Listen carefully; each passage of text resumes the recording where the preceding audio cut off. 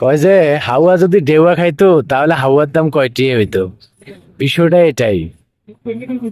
আরে ভাল, পরিস্থিতিটা দেখলে রে মনটারে ছায়, কপালটারে একারে জোতা দিয়ে আষ্টটা বাড়ি দি। এমন দৃশ্য দেখতে হইব, ভালো লাগে না, সত্যি ভালো লাগে না। আরে হোগার ঘরের হোগা, আরে কি বুঝাস। আচ্ছা এই বেটা খা, তুই বেটা এয়ারপোর্টের মধ্যে যে তোরে কামলা দিতে দিছে, কামলার টাকাটা কোত্থেকে নেয় জানোস? আমি দেই, আমি এই তোর এই কামলার টাকাটা আমি দেই। আমি যদি প্রবাসে না থাকতাম তাহলে তোর মতো ফকিন্নির বাচ্চারে ওই এয়ারপোর্টে রাখার দরকার ছিল না। আরে বেটা আমি কি চুরি করিয়া, এই প্রবাসীরা কি চুরি করিয়া মাল নেয়? হ্যাঁ, এই বেটা ফকিন্নির ঘরে ফকিন্নি, ওগো পকেটের টাকা দিয়ে নেয়।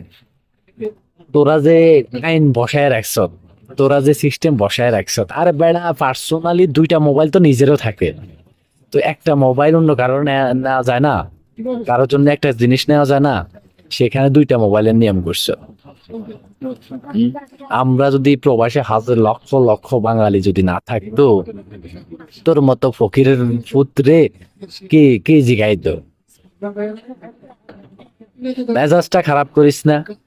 এই প্রবাসীর টাকা দিয়ে তুই চলস, তোর বউ বাচ্চা চলে, সবকিছুই চলে, প্রবাসীর টাকা দিয়ে বাংলাদেশটা চলে, তাহলে কি বুঝাস? এই যে প্রবাসী যে ব্যাগ, প্রত্যেকটা ব্যাগরে যে কাইটটা কাইটটা চেক করস, হ্যাঁ? বড় বড় স্মাগলার সন্ত্রাসীরা এগুলা চেক কর, কোনো খবর পাস কিনা চেক কর, কেউ ব্যবসার জন্য 30-40টা মোবাইল নেয় কিনা সেগুলা চেক কর।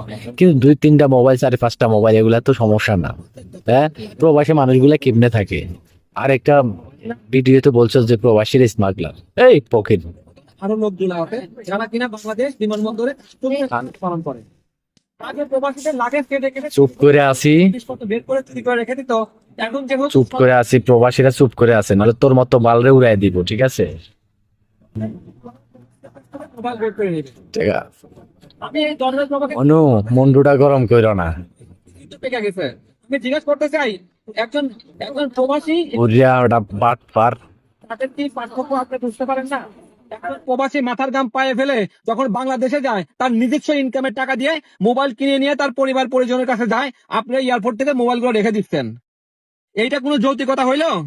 আপনার মোবাইলগুলো জব্দ করতেছেন।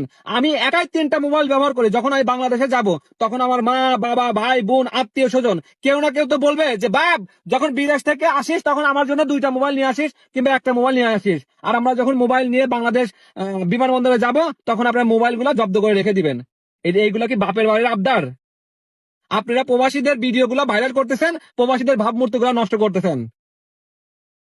কিভাবে একজন প্রবাসীর বিনা